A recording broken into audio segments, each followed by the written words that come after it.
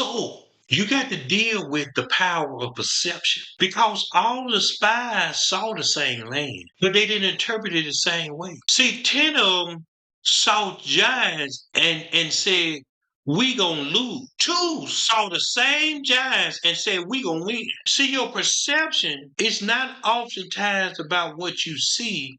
It's about how your mind interprets what you see. And what most people don't understand about your mind is wired to prioritize a threat, risk, and survival. Remember that. So anytime you see a threat, you're going to automatically think of the safest way to deal with it. Anytime you see a risk, your mind is going to think the safest way to get out of it. Anytime your mind sees and where you need to survive, you're going to immediately think what you can do without. So for most of you, when you went into your unfamiliar territory, your brain never told you to look at the opportunity.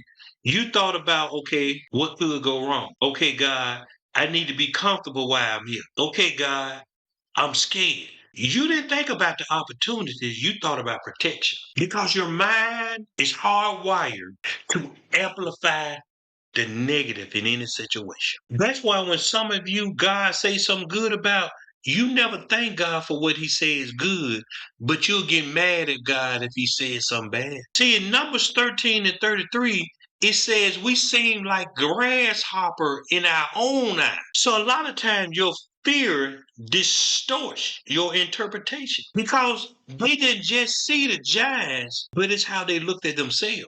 That's why I say a lot of times y'all got to stop letting unsaved people talk you out of God. They don't know nothing, but because they got loud mouths, they got verbal assault gang, thumb thugs, y'all get scared. I ain't scared of none of them. I stay challenged. See, fear doesn't just change what you see, it changes who you believe you are. See, that's why a lot of you can't see yourself how God see you.